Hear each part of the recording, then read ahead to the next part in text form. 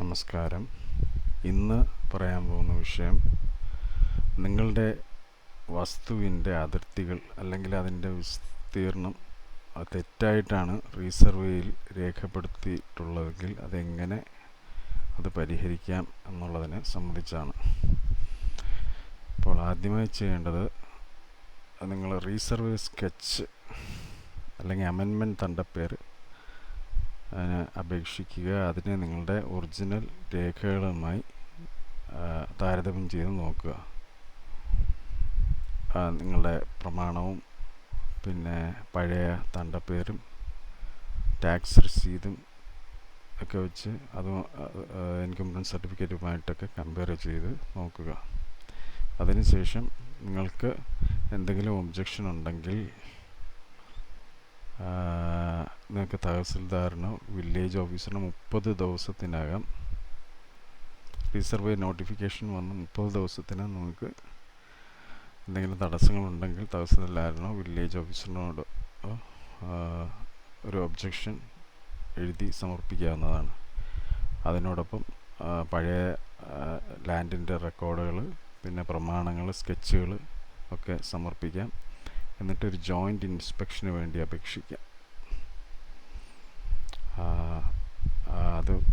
അതുപോലെ തന്നെ ഒരു സർവേയറെ കൊണ്ട് ലൈസൻസ് സർവേയറെ കൊണ്ട് നിങ്ങളുടെ ലാൻഡ് പരിശോധിപ്പിച്ച് അതിൻ്റെ അളവുകൾ രേഖപ്പെടുത്തുന്നത് നന്നായിരിക്കും. അത് കഴിഞ്ഞ് ചെയ്യാവുന്നത് ഈ ഒബ്ജക്ഷൻ അവർ സ്വീകരിച്ചില്ല എങ്കിൽ ചെയ്യാൻ കഴിയുന്നത് റീസർവേ ഡിപ്പാർട്ട്മെൻറ്റിലെ സെറ്റിൽമെൻറ്റ് ഓഫീസറിന് ഒരു അപേക്ഷ കൊടുക്കാവുന്നതാണ്. Section 15(2) Kerala survey and boundaries act അനുസരിച്ച് നിങ്ങൾക്ക് ഒരു അപേക്ഷ സമർപ്പിക്കാവുന്നതാണ്. നിങ്ങൾക്ക് ഒരു ലൈസൻസ്ഡ് സർവേയറുടെ സഹായം തേടിയിട്ട് ഒരു ശരിയായ മെഷർമെൻ്റുള്ള ഒരു റിപ്പോർട്ട് തയ്യാറാക്കാവുന്നതാണ്. അതിലും ഒരു നടപടി ഉണ്ടായില്ലെങ്കിൽ നിങ്ങൾക്ക് RDOയ്ക്കും അതിനുശേഷം ഡിസ്ട്രിക്ട് കളക്ടറിനും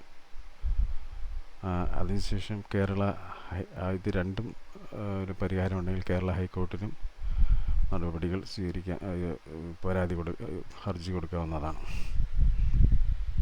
അതുപോലെ തന്നെ നിങ്ങളുടെ സർവേ കാരണം നിങ്ങളുടെ അയൽക്കാരുമായിട്ട് ഒരു തർക്കമുണ്ടായിട്ടുണ്ട്, അതിർത്തി തർക്കം ഉണ്ടായിട്ടുണ്ടെങ്കിൽ നിങ്ങൾക്ക് ഒരു സിവിൽ സ്യൂട്ട് ഫയൽ ചെയ്യാവുന്നതുമാണ്.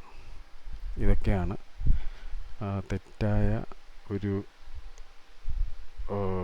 റീസർവേ ഉണ്ടായാൽ അതിന് ഉള്ള പ്രതിവിധികൾ.